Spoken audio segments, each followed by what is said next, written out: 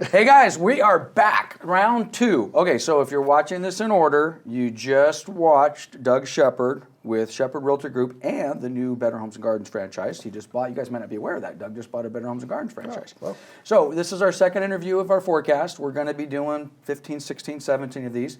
We're bringing the guys back from Back Porch Homes. We've got Todd and Steven.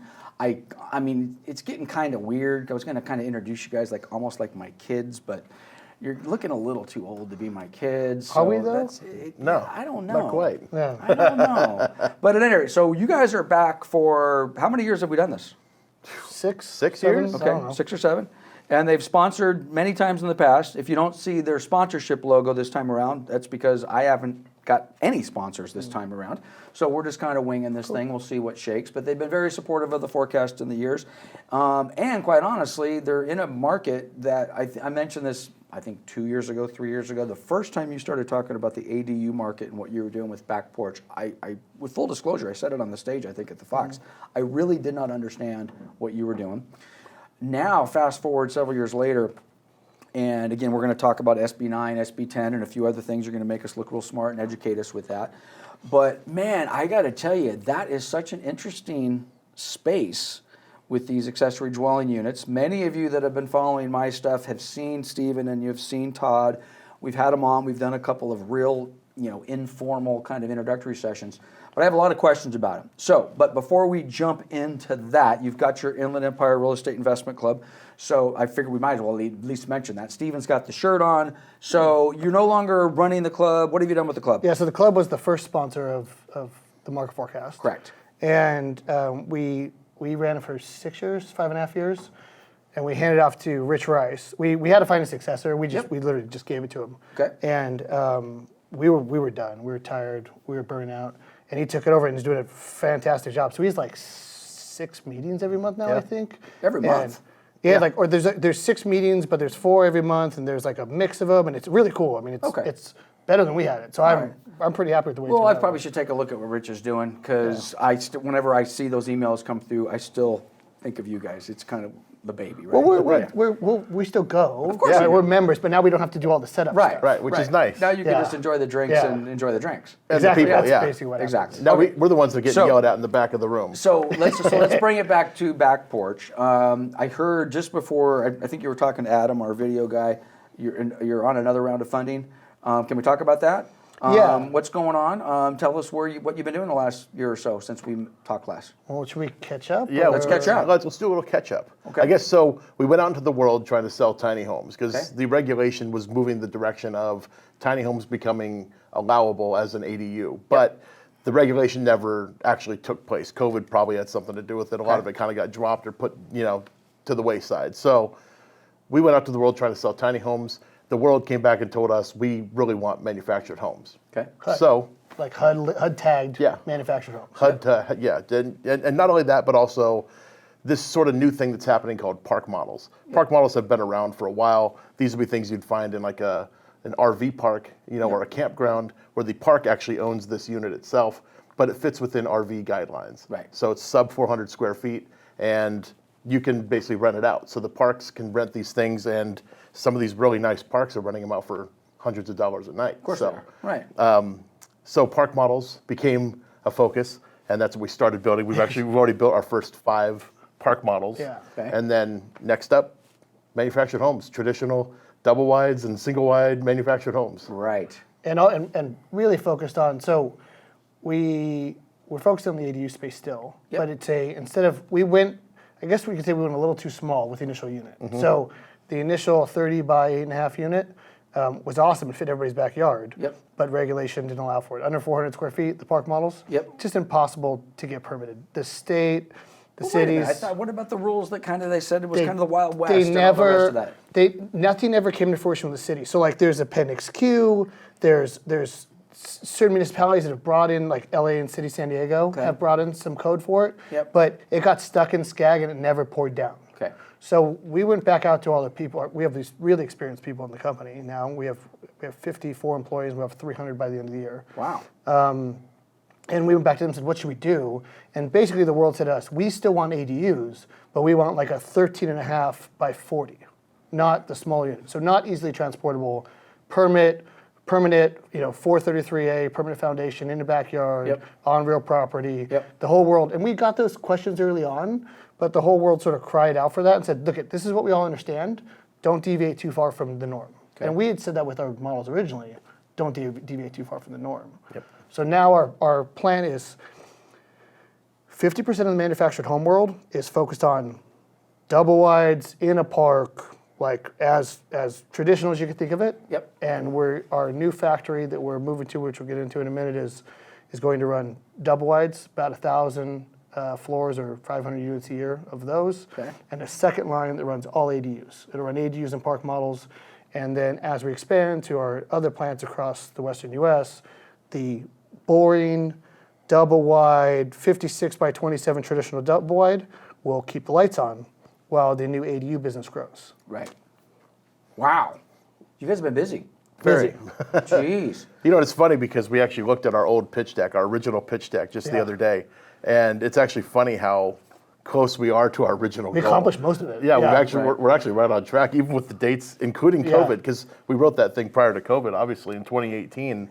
And here we are in 2022, and we said we'd be moving into our new facility in 2022, which is a very odd prediction that we actually got that. Where'd you guys end up? I saw some stuff on social media a while back. So what did you buy a building? You rent a building? We tried to buy it. April 1st, we'll move into 1400 Marlboro in Riverside, which is the old Budweiser facility across from Hunter Park in Riverside. It was a Liberty Home plant before Budweiser owned it, so Liberty Home was an old manufactured home company. Right. It's 172,000 square feet on 12 acres. Do you have room in the corner? Maybe I could park some toys, maybe some boats, or so we can talk about our rental prices. With the space rent. we are actually planning to put a brewery into it as well. I can imagine. The city of Riverside wants us to put a brewery in there. Oh, you're not joking. No, I'm totally not kidding. Not ours. Like what? Not ours. Somebody else. It's somebody other brewery. Yeah, but like it's close to where the main office. So lunchtime, dinner time. Right there on the plant. We figure there's 5,000 square feet of keg storage still in there, 32 degrees. Okay. So we do something with it, and these UCR professors want to brew some beer, and then we have all this room where beer pong tables were set up at Budweiser. So when the plant's closed from Thursday to Sunday and visitors come in, they can, go to the brewery and go, hey, there's some homes out there. We should go look at them. Interesting. And have a sales office. Okay. So when you're moving in April? April 1st. Okay. Exciting. It is. Yep. Well, you guys look good. So I think it must be, and you just recently got married. Congratulations. Appreciate it. Okay, so let's talk shop a little bit. Yep. So I want to talk because before your ADU world and all of that exposure and your new business ventures, and again back in the real estate investment club, and when we started, dating, however many years ago, that was I think the first time I met 2008, you, whatever that was, 7. more traditional real estate. And I know with the investment background, you guys are tracking, frankly, the real estate market probably as close as anybody I know. I don't. Maybe that's changed a little bit, but I think probably not. It's the same. Yeah, it's the same. Okay, so this last 2 years, 20% appreciation in 2020, COVID, shocking surprise. Who would have thought? Mm-hmm. And I'm now looking in hindsight. So, oh yeah, well of course, with this, and this, of course we're going to see, that. And then 2021. Even if we thought, okay, wow, look what we did in first year of COVID, now maybe we're going to be a second year of COVID. Nobody that I know, certainly nobody at our forecast, projected another year of 20% appreciation in 2021. We're going to start to get a little bit of repetitive, guys. Some of the stuff I talked about with Doug, I'm going to talk about with Stephen and Todd, and we're going to talk about this again because I want to get your guys' opinion on this. So there's forecasters out there right now projecting, double-digit appreciation in 2022, 15 to 20% appreciation again. Mm-hmm. How do you feel about that? I feel it's going to happen. Do you think it's, so you feel that's an accurate prediction or forecast? So if we're a bit of a canary in the coal mine. Okay. So the manufactured home plants have what we call backlog. Okay. Right. So most manufactured home plants, actually all of them across the Western U.S. and probably most of the U.S. have an 18 to 24 month backlog. That means if you go to a sales office today to go buy a double wide, you're not going to receive it for 2 years. Really? Yes. 2 years. 2 years. Okay. And that's when it rolls off the line. That's what comes. That's not your it's not foundation. Installed yet. Yeah, it's not installed. It's not hooked up. You still got that time too. Just the manufacturer. And is that why is that? Why does it take 2 years? Supply, labor. So it's a supply and demand thing, but it's artificially constrained, right? Right. So if you shrink supply became an issue, but now prices are going up again in lumber, for example. So if you shrink the supply, lumber prices naturally go up, which means the price of our units go up. Our units are priced at minimum double the cost of material, right? That's just how the math works in manufactured home world. Yep. So if that's the case, then prices will naturally appreciate, but the labor doesn't get any more expensive. So the plants actually make more money when you make that The spread. labor doesn't get more expensive? No, I mean, we're paid, so our guys are paid very well. Right. And they're paid a couple dollars more than the rest of the industry. Okay. And in comparison to what appreciation has done, it doesn't track even So close. you're not going to see a 20% appreciation in wages necessarily. No, so like for- let's say for your carpenter or whatever. before COVID, a low paid guy in the factory would be $60 an hour. Now a low paid guy in the factory is $20 an hour. Right. Right. Where and the top leads maybe 25, and now they're pushing 30. But not the same appreciation we've seen with materials or with sales prices, right? So you have a bottleneck of supply, you have a bottleneck of labor, which is causing those small appreciation in wages. Okay. And then now you have all the plants that we're building up to 40 units a week are now down to 15. Okay, so based upon, what did you, the canary in the coal mine. So you're, and by the way, just if you're kind of trying to read the look in my face, I'm not feeling that the market's going to go flat. I'm not predicting. Yeah. I mean, you hear crashes and pullbacks and all the rest of that. Okay, at some point, something will change. I don't think it's 2022. But I got to tell you, as I'm starting to hear these double-digit appreciation predictions again, I'm thinking, wow, if another, and again, I mentioned this when I was speaking with Doug, the Windermere, I need to get his name, damn it. The gentleman who does the forecast for Windermere real estate just came out within the last couple of days, and from what I understand, he projected a 15, 16, 17% appreciation in Southern California in real estate values. Again, if he had said 5, it seems to be the safe number. That's what CAR is projecting. Sure. That's what MBA is projecting. Like, okay, 5, whatever. But double digit, 15, coming off basically a 20% and a 20%. It just sounds unsustainable. Well, think about Sure. It is, but think about what you're saying about. Think about your contract. Your contract with the client. If you were selling a piece of property today, Yep. it's a 60-day window, 90 days tops, right? Okay. A mobile home contract is an 18-month to 2-year contract because of the lead time. Right. So these people are willing to commit money. Right. For 18 months, they're putting deposits down for 18 months to 2 years. That's how confident they are. So that's a Right. buyer confidence thing. Yep. The market is telling us that the buyers still want to buy. Correct. And then if we go back to we were having a conversation prior to Christopher Thornburg speaking in 2020, and I remember after that presentation he was saying I think we'll see a 3.4% increase by the end of the year. And this was the 2020? 2020. Yeah. Okay. And I remember this presentation thinking and I posted on Facebook, I said this is the type of patriot we need to see. I remember saying it, that I was proud that somebody came out and was like, there's not doom and gloom. Oh, you're talking about the COVID forecast. The COVID forecast. Yeah, when we were in this studio, Yes. 2-room, wherever we were. Oh, that way. Yeah, okay. And he said it's not doom and gloom, there's a resilient market. Right, and he did that forecast the Wednesday after the shutdown. Yeah. And right now, it's funny, we look back on that the shutdown. I mean, we were all Yeah. that was unheard of, Yeah. crazy times, right? And you're right. And he basically said, hey, this is going to be short term, it's going to be temporary. And he didn't predict a 20%, but I think he was probably the only person on the planet that said we were going to see positive appreciation. And I remember because we were in the room with him. We did the interview right before him, and then he came on after us, and we stuck around because we wanted to hear what he had to say. Yep. And I remember distinctly remember Chris saying was that the economy was very healthy at that time. We had a very healthy economy going into the pandemic. Yep. So realistically, we didn't have much to fear as far as the economy was concerned. So. Right. What we had to fear was what the government policy was going to be. And that's what he said. Right. Well, that's what's constraining the market. So I remember posting on Facebook listen, I think we're going to see this drop. I think we're going to see a comeback, and I got some argument about it. And prior to this, right, we were on stage at your event 2 years before saying, hey, we're going to see a market drop because we're at the end of credit. Well, credit became looser and looser and looser and looser, and it's continued to be. Right. And after that interview with Chris, we were talking in the room, and we were talking about Chamath. He's a VC, was talking about why the government needs inflation to pull ourselves out of this, and that it will be a natural government plan to continue to inflate the market. Boy. So supply chain constraint inflates the market. Right. So there are strings being pulled that are at a federal level that are creating this, and we can't stop them. Right. Well, you skipped ahead on the inflation. Let's hold the inflation conversation for a second because I want to talk about that. But I want to kind of put a little bow on the real estate value appreciation. So without hesitation, yeah, based upon your canary in the coal mine, someone throws out, yes, big appreciation numbers in 2022. You don't question that at all. You're like, yeah, feels right. And it does to me as well. But I got to tell you, I just feel at some point it's like, okay, 20% in 2020, 20% in 2022. Let's go with the Windermere forecaster. By the time our forecast is over, let's see what Thornburg says. I don't think he's going to forecast a 15% appreciation. He might. I guess. Well, Chris, you got some time to think about this. We're going to see where it's at. But again, I do have some concerns for then 2023, which I think is frankly what a lot of people are going to say is okay. Well, what happens at some point? This changes. Okay, let's segue because I think this has to have a huge impact on your business, and that is the rental appreciation. Mm-hmm. Okay. Now again, I'm thinking ADU. I'm thinking putting the second unit on the back of the house or in the backyard or on the corner lot or whatever it happens to be.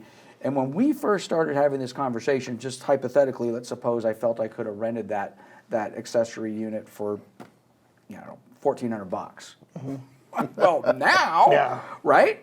So I mean, I believe it was Housing Wire that came out a week or so ago, and I had to read this thing 4 times. 40% appreciation nationwide on rentals. Mm-hmm. And then in different parts of Long Beach, for example, this is their very specific piece of the market.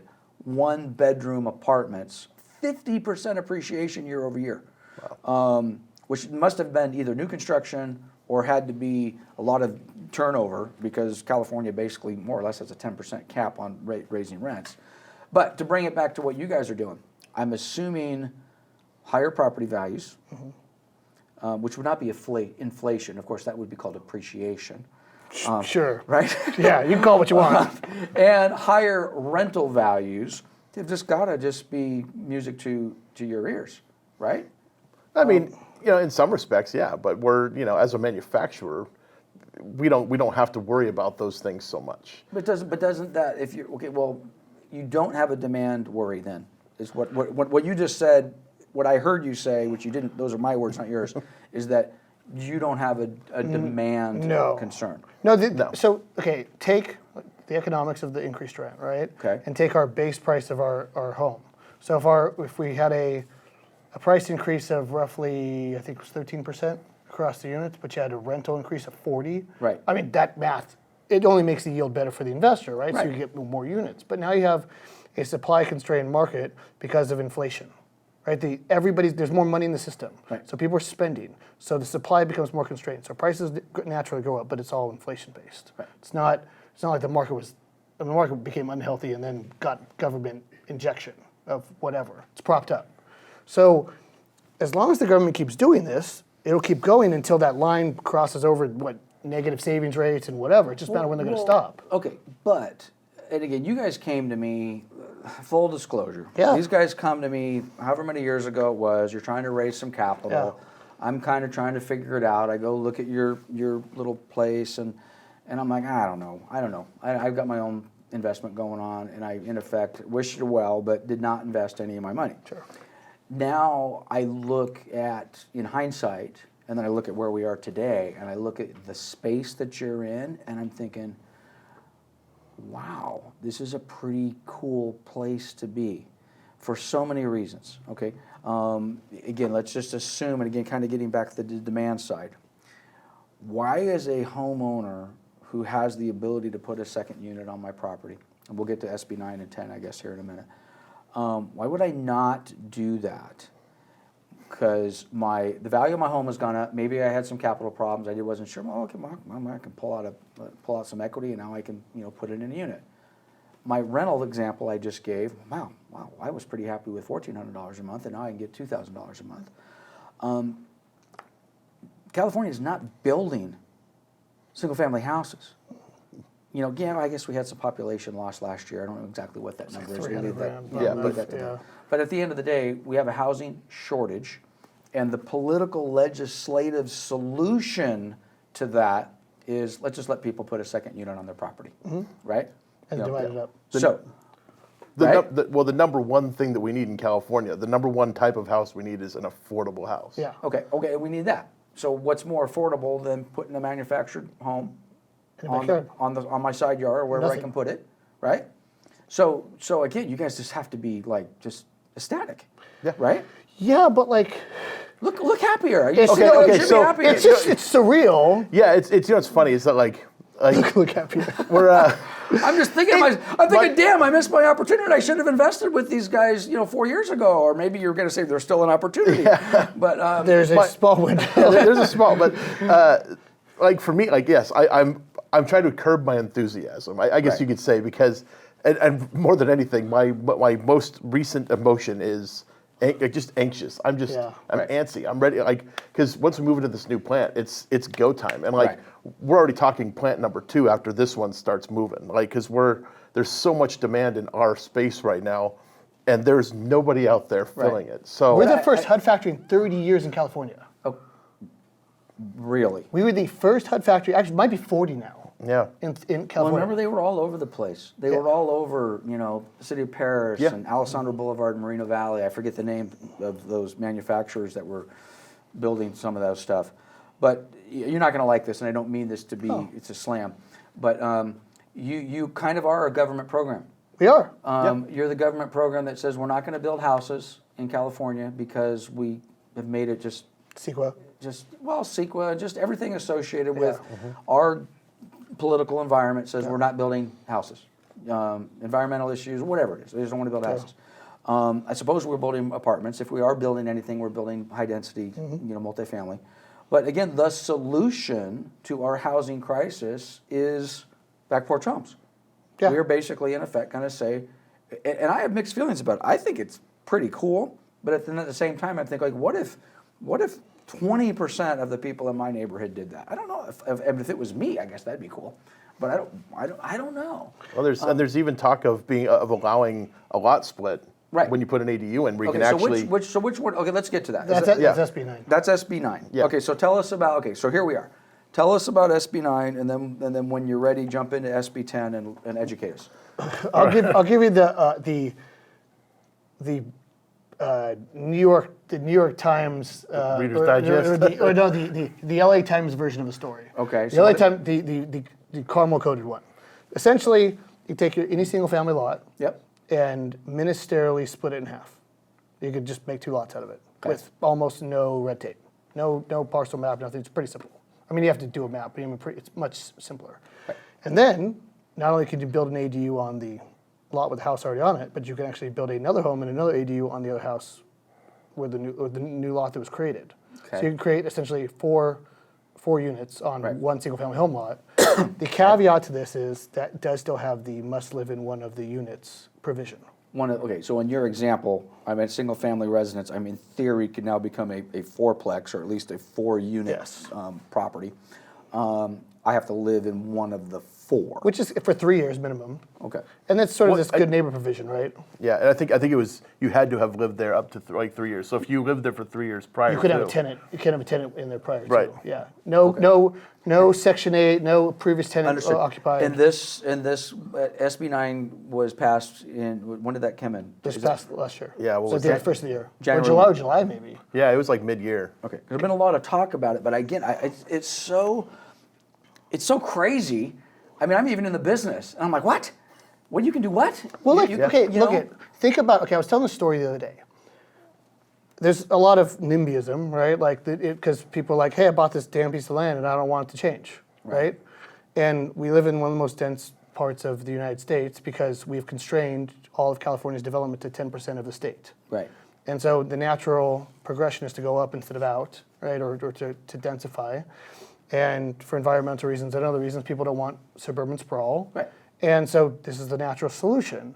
But let's take Redlands, for example, when you're talking about like ADUs. Got it. So the Redlands has this life cycle because it's constrained to this very small territory. 92373 is like 11,000 units behind this garden wall of the freeway. Correct. And it's all older and it's mature, right? Landscape, roads, sidewalks, everything.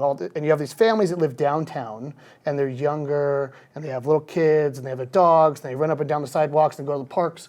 And then they get some success in life, make some money, and they go and live up the hill, and they close themselves behind a garden wall and a gate, and then they all sit around and stare at each other as they're retired, and the kids move out and go, I guess we'll should move back down the hill. So now you have this opportunity where if you live on a reasonable sized lot, you can put a second unit behind yours and move in like a family, like one of these families that would be in Redlands downtown, and sort of bring this what would be older, this kind of quiet, dead neighborhood back, where like somebody could take the neighbor's trash cans out. I lived right down the street in Cannon Crest. We're not there right now, but in Cannon Crest. And my neighbor across the street had a stroke, and we were young, and I could go over there and help them. Like, and it was just me and Brian next door, and that was it. Like the rest of the people were over the age of 70. So if we aren't careful and we don't infill these baby boomer backyards with units, they're all going to be kind of stranded with no support. So everybody talks about like utilities and parking and whatever. What you should be thinking is like, what am I going to do if my family moves away and I want to age in place and I have no way of doing that? Okay. So really, like the government is stepping in and saying, okay, we went too far, right? We started putting the brakes on the development from the 80s. That was too much, right? We put too much regulation in place. What they should have done is hit the delete button, but we don't have a mechanism for that. So what they did is they said, okay, here's the solution, and we want to go densify instead of spread. And everybody can agree with that. I don't know that I don't. And again, we have an office in Redlands, and it's interesting with Redlands because Redlands is one of those communities where there are, and you might not even well, you guys do because you've done the research, but most people probably don't realize in Redlands there are a lot of properties that you drive down the street and you think you're looking at a single family house, and there's another unit in the back, and this is long before any discussion of ADUs. These were, second units that were allowed from years and years and years ago, and there's a lot of that. I don't disagree with what you said, but I do think that the government solution to an SB 9 and an SB 10, even though it's great for your business model, and at the end of the day, I'm excited for you guys and I'm happy for it. And I see the need. I really do see the need, but just kind of this blanket, lot split, and we can turn a single family into a 4 unit with very little, if any. It seems like a cop-out. Now again, this is self-serving on my part, because I'm not in the ADU business. I'd like to sell some houses. And as much as we all love 20% appreciation, it's not sustainable. And when we have 30, 40, 80 buyers lining up for one house, something tells me we might need a few more houses. So the government policy that in effect is standing in the way of building homes, I don't know that the lot splits and the additional dwelling units is truly the solution. But having said that, whether I think it's a good idea is irrelevant. That's what we're doing. That is the solution. So to that the brings problem. you to SB 10. Okay. SB 10 is you can turn an infill lot with no contiguous zoning or there's no similar zoning. You can rezone that to put 10 units on it. Okay. And the cities have to meet the RHNA numbers, the regional housing need affordable Regional needs. housing needs assessment. Needs assessment numbers, right? So City of Riverside just finished theirs, for example, and they have zoned, right, for all of these units to meet their numbers. But the city said something important to us on a planning call, and I can't get it out of my head. We have to zone for it. We don't have to build it. Wow. So That City of Riverside said that? yes. Yep. So What is that? she didn't mean in a negative way. She was making the point that somebody still has to show up with dollars and build this stuff. Yeah, the city doesn't have to build it. The Yeah, city's but- job is just to make it allowable. Well, but see, that makes more sense. Not the city, potentially. All right, I don't want to take the negative in what she just said. Like you said, somebody ultimately has to put the dollars out to build it. I think there's a lot of people out there willing to put the dollars out and build those for a variety of reasons. One, values are going up, rental values are going up. Hopefully, I'm going to get Ito in here. Ito's missed the last 2 conferences. Ito has a couple thousand buildable lots in the city of Marina Valley. I've been asking. Single family again? Huh? Are they single family again? Well, they have been. I don't know. They've gone back and I don't forth. know. Yeah. I don't know. But yeah, single family. That's what I understand. But the infill lots, to me, that makes perfect sense. We had a developer in San Bernardino, just north of the airport, did exactly that and put in 64 condos. They just as easily could have been 64 apartment buildings in a residential neighborhood. But it was infill. Nobody was going to build that. I mean, it's an infill. It's been there forever. and San Bernardino is a perfect community for that. There are infill lots everywhere, just screaming out for somebody to come in and let's build. Again, I would prefer they built, like in this particular case, the 64 condos. We had an opportunity to sell them as opposed to the rentals.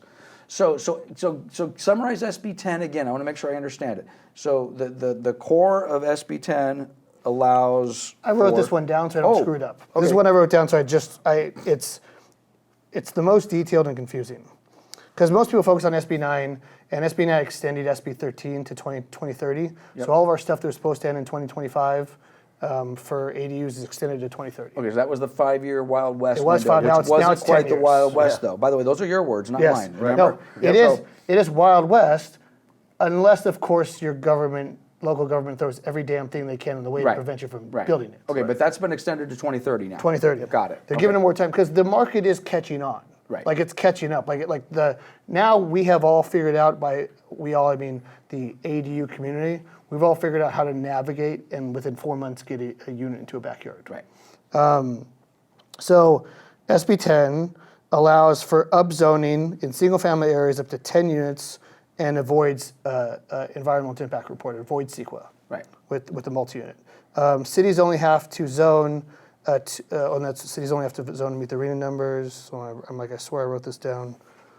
That's all I wrote on, actually. That's the upzoning. There's like a bunch of little provisions to it. But the core of it is it basically avoids, they're exempt from the environmental stuff, which is really the core of the problem that we have with all of the building. Well, and the upzoning without council approval.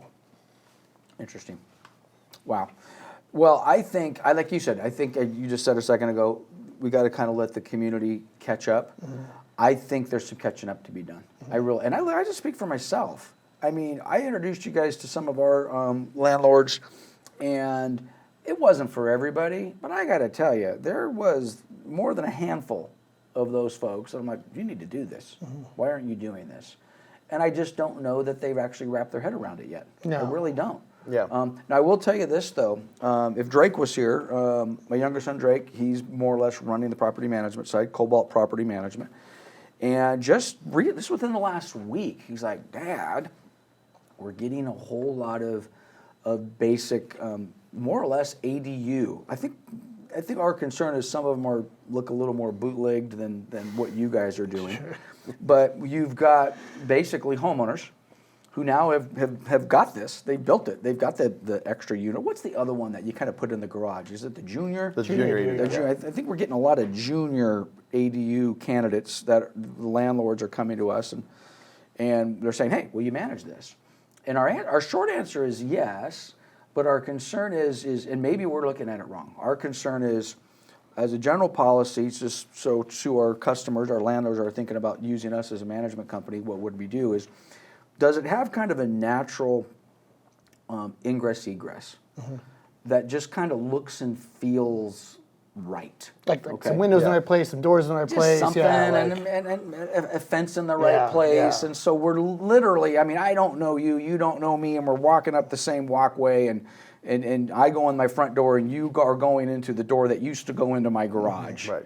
And it's 3 o'clock in the morning, and we're just coming back from, right? I mean, who wants that? Yeah, where are you parking your car? Where am I parking my car? So that's kind of our, unofficial, will we manage this type of unit? And if it falls into, look, that makes perfect sense. This is a perfect property for this. Look at this. It's kind of separated, and we don't necessarily have to have the owner and the tenant or the two tenants cross each other's paths. So I don't know, but again, I do think there's catching up to do. I think, but again, that's where I lost my train of thought there. We're getting these owners that are calling us, asking us to manage these type of units. We never had that before. I mean, never. Well, I believe this is a good. We're talking about the market change because we all agree mutually that this cannot sustain itself, right? Whether it's the end of 22, the middle of 23, sometime in 24, based on demographics, right? Whatever, it's going to end. Okay. So, the thing that saved people's homes during the last cycle was Airbnb. Airbnb, people renting out their homes, and they were going to lose or a couch or whatever and save their home with this extra income. Right. The ADU is that thing now. You put the ADU at that accelerated rent in your backyard at $2,200 a month, what used to be $1,400, and you pay 70% of your mortgage, even if the rent goes back down and get a 1,500, which it never does when a market dips, it actually creates the opposite problem. Rents go up again, right? When supply is limited, that will save your home if you paid $800,000 for a home that was $400,000 6 years ago. Right. And then again, from a business model perspective, a minute ago I might have implied, I don't know if I like this. Well, because I have my Coldwell Banker Town and Country hat on, and I want to sell more units, and I don't necessarily, want to just do lot splits and create more rental housing. But then wait a minute, let me put my Cobalt Property Management hat on. This would never happen, but if I could literally take every single unit that we currently manage and put an ADU on it and manage those, well, I just doubled my amount of rental book of business overnight. Now, that wouldn't be realistic, but I wonder, we put projections together, is a 10% number realistic? Again, you have to look at where our properties are and other lot sizes, and again, are they conducive? Do they kind of have that natural ingress, egress? And unfortunately, a lot of our properties don't. But that doesn't mean there's not a lot of properties out there that do. Okay, so you kind of stumbled into, is it going to end? At what point does? And by the way, what does end mean? Does end just mean we just kind of slow down and we just kind of, I think we tried to do this last time. Yeah, and exactly. Everybody had a little chart that went like this, and nobody really knew. Right. So why try to predict it? Okay, well, so let's throw something in here that's kind of in the news today. Any concerns over higher interest rates, or do you believe that we're going to see higher interest rates? I mean, it has to happen. Yeah, eventually they're going to have to rise. Okay, we're at 4% right now, give or take. Yeah, okay? which is still free money. Of course. Okay, so all go out and buy a house. It's free. Remember, money. 6% was the number I came up with last time. Yeah. When I did the chart on your stage in 2018, the number I came up with was 6%. And 6% means what? That was the median rate, the median-sized home based on the median income. That was the tick that we left affordability, and it should topple things. Right. Now prices are higher. It's probably a smaller number. It might be somewhere in the fives. I have to redo the whole math on the MSA index, but technically that should be the case. However, what are loan products doing? Right. Are they getting leaner? Well, I mean, from what Alt-A came back with a vengeance, right? Well, yeah, but true. And again, apparently war is good for the bond market. Russia's invading their thing, and interest rates get better. Crazy. But again, I guess it makes sense. But so NAR, CAR, MBA, they're basically a month or two ago said, hey, we're going to end the year in the high threes. Well, I mean, 3 7/8, whatever it happens. We're basically at 4 right now. I don't know. I don't know whether it's 6 or it's 5, but I mean, I just kind of default to Todd's position. 4 is a great rate, right? I mean, goodness gracious. I mean, anybody who can get a 4% interest rate today or a 4.5% interest rate. I was one of those idiots. I'm in the businesses years ago, but I had a 5.25% interest rate on a house, and I thought it was the best ever. It was at that time. I told my it was. wife, and it was at the time. But this is the part where maybe I didn't. I fell asleep a little bit. Rates were going down, and I should have refied that way before I did. I think rates were down, below 4, and I was still sitting at 5.25 because it just happened. I was like the frog in the pot, and I'm thinking, oh, geez, I guess we should do something about this. But anyway, the interest rates, I think, the interest rates don't concern me because they're rising. What concerns me is the public perception of what is a rising interest rate. Because we're getting people complaining about a 4% rate, and we literally have to shake them by the lapels and say, stop. This is silliness. I think it ultimately comes down to your total payment. I mean, that's really what it comes down to. And yeah, the interest rate obviously is going to raise your payment. So if you're talking, adding Mello-Roos into your purchase, you're adding, high property taxes, you're having your higher interest rate now. I mean, when you were able to spend $2,500 a month on your house, all of a sudden interest rates go up, that payment can end up jumping to $3,000, and $500 a month for a lot of people is, a decent chunk of money. Well, today I got really excited. Sales meeting today. Brett Reichel with Loan Depot. He's going to be speaking. I'm going to bring him in here a little bit ago. Loan Depot has a new jumbo product, 2 of them, a 95% jumbo and a 96, I don't know where they came up with this, a 96.5% jumbo product. They're in the low to mid 5% ranges, but there's no mortgage insurance. Well, there is mortgage insurance. It's built into that interest rate. Yeah. So, I'm thinking to myself, I'm going to get you're going to give me a jumbo loan with 3.5% down with no MI. Let's just say it's 5.5. I'm getting the rate wrong. Brett can come in here. I'm excited about that. I'd be like, you know what? I'd take that. I'd take that loan right now. I mean, if there was other options available, but I didn't have the money to put down, and I could qualify, and I'm in a jumbo rate, I take that all day long. Well, like I'm not conflating as Ray Dalio's device, right? But Ray Dalio was talking about all your investments, right, going into COVID have to be inflation adjusted. Right? Yep. They have to move with inflation. I'm not buying a house right now. I don't have another property to sell to buy a house. But if I had another house to sell, I'd be considering moving because I wouldn't be worried about my rate and those kind of changes, right? Right. So really, what we're talking about is, are there new buyers in the market? Are there first-time home buyers, and what are they buying? Because that really kind of if there's no replacement buyer for the move-up buyer, isn't that really the constraint? Because the whole thing topples at that point. In theory, but the move up market. I mean, our moving up of the moving up, or excuse me, entry level market of all entry level markets is the home office, Moreno Valley. Yeah. We just sold a 2-bedroom, 1-bath in Moreno Valley, which was rough for $400,000. Okay, that's entry level. I mean that's 2-bedroom, 1-bath. Yeah, remember the ones behind Home Depot? Of course. Sold for $410 Right. in June 2006. Okay, so what are you saying? I'm saying that was a 6% rate. Yeah. That was a 6% rate. It sold for $410. Yeah, it's talk like that has people scared, Stephen. No, but if you think about it, that was a 6% interest rate. $410. That was a 2% higher. Also 100% financing. And 100% financing. Yep. Yeah, no mortgage insurance. 96.5. Right. Yeah. What's the difference? Well, Sure. the difference is 3.5%. The difference is you have to qualify. You have to have a job. You have to have income. You have to have decent Exactly. credit. We joked earlier on the sales meeting about as Brett was referring to this financing. I said, well, of course that's stated income, right? Yeah. It's the ninja loan. Remember the old ninjas? No income, no job, no something else, right? Yeah. But these are A-paper buyers. Correct. That are fully qualified. A-paper, 100%. So every sign points to everybody, like unless there's a catastrophic job event. Yep. Which it's the opposite right now. Like nobody wants a job. Yep. Well, and let's just do a quick pause. So for the audience, Stephen just said A-paper buyers because we have some buyers. I mean, as part of our audience, we have a very diverse audience here, are going to be some first-time home buyers. They're hearing us throw around these 4% interest rates. We're sending them to the lender, and they're not getting quoted a 4% interest rate. They're going to be north of that. Well, because maybe they're not A-paper. Maybe they are a little tougher. Their credit's a little bit bruised or whatever it happens to be. So we got to be careful with that. Okay, I'm getting close to the end of my cue cards, and I think for the first time since we sat down, you said inflation. So which ties me in. So at last year's forecast, there was basically no discussion of inflation.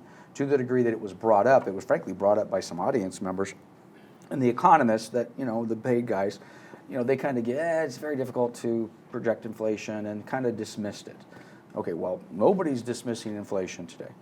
Do you guys, and again, specifically as it relates to your business model or frankly anything in the real estate world, thoughts, concerns, do you care? Well, of course, in the affordable home world, if you're building affordable homes, and our cost has gone up quite a bit.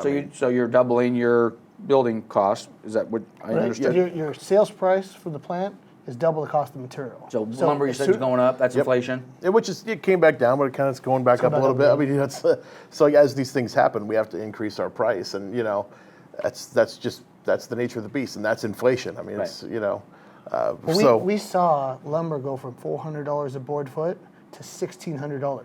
Right. You tell me that's not. I mean, it's a supply and demand issue, right? But then when it came back down, it was like at 7. So there's inflation there. Like that's natural inflation. So it's affecting just about every aspect of the business. Last year when I think I'm going to fly out to see Bruce Norris. Have you guys been to his project, by the way? The stuff he's building in Florida? No, we're talking to Aaron. Well, I haven't either. Right, and I want to get Aaron in here. I think Aaron's going to come in here. We're going to sit down with him, and they're doing their boot camp out in their Florida project here in a couple weeks. And I think I might be going. But I remember last year, Bruce was specifically saying, I can't get a stove. I can't get a dishwasher. I personally experienced that when Julie and I bought a new place or new used place a year ago, and we needed appliances. Like, good God, are you kidding me? Or a couch. God forbid you needed any of that. And this was in a pre-inflationary environment. Back then, no one was talking about inflation. So you guys are impacted for no other reason. You're buying stuff. You're buying building materials and everything that goes along with it. And the allocation that goes with it, right? So what do you do? Okay, so I give you a deposit or down payment on a unit today that you tell me you're not going to deliver for 18 to 24 months. No, that's not us. Not us. That's the Oh, other guys. that's not you. That's the other guys. Oh, so when are you delivering? 4 months. Oh, 4 Yeah, months. 120 Okay, days. so you're not concerned about the inflationary issue as much. Well, we are. So here's the thing: we still have the like you talked about missing stove, missing couch. Yep. We still have to chase allocated items. Allocated, I mean, our plant can only get X amount of refrigerators, right? Because they have to keep the distribution network alive. Yep. Suppliers only giving so much. Now we don't sell direct to the public. We only sell through dealers. So let's say you go to one of our dealers, and one of our dealers says, "Hey, this customer wants a specific unit," and they call us, say we want to order the unit. As long as that dealership is allocated, because those dealers are being allocated spaces in our production line. Okay. We'll take that order 120 days out. But we'd only take orders every 30 days with a 120-day timeline. Okay. But if I'm trying to just keep this super simple. Sure. Your risk on an inflationary basis is pretty limited because Yes. you're going to be delivering a product Yes. not in 18 months. Well, we mitigated it because of right. that. You can 4 months, 5 months, Yeah. whatever it happens to be. But in those types of instances, what the other manufacturers are doing is they're adding on a surcharge for any kind of cost increases. Right. And if those cost increases don't materialize, cha-ching. Yeah, It hasn't happened yet, though. Yeah, we haven't, They- we haven't they all seen lost Because money. they have, because things have been going up through the roof Every on plant a lost daily money. basis. Every plant in California and most across the United States lost money last year. Right. Everyone. Yeah, makes sense. Makes sense. And if you're in escrow with a HUD unit and you're only qualified for so much and there's inflation and you don't get your unit for 18 months, your escrow blows up. Yeah. So that's another risk the plants Interesting. have. Okay, guys, I could go on for hours. I'm fascinated by what you're doing. I'm telling you, just as a consumer who is not sure exactly what this looks like, especially I'm more or less talking to my landlords right now. Okay, there are several of my landlords that I know. I think I do need to go kind of shake them by the lapel a little bit and say, hey, look at the opportunity that you have here. And I just think it's a consumer kind of catching up with actually what is available, an opportunity there, which has kind of been presented to us by our local politicians, and that's not. I think we're so we're not accustomed to that. We're not accustomed to our politicians sitting back and saying, oh, by the way, we've created a new solution for a problem, and take advantage of it. And there are just so many people. I just don't even think they're aware. I don't know who the hell knows what SB 9 and SB 10 is. I think your average Joe certainly doesn't. Like 7 people. Yeah, seven. Yeah. Yeah, Seven or eight. and you've told me 4 times, and I'm still putting my head around it. So anyway, thanks for a 2022. Here we are. We're going to be do this in 2023. Yeah, can Yep. we do it in Mexico next time or something? Yeah, exactly. You know what? Something's going to be different next year. We'll do a live event. Maybe Mexico's good. So, all right, guys. So again, I want to thank Stephen and Todd, Back Porch Homes, all the ADU stuff. We have tons and tons of stuff. We'll do a link to their contact, their websites, and all of their knowledge base. So this is part 2 of our forecast. Stand by for part 3, 4, and many, many more. And we'll be leading up to Chris Thornburg bringing a keynote. We'll have a date on that lockdown here shortly, but it'll be the end of March, early April. So stay tuned. A lot of content coming your way.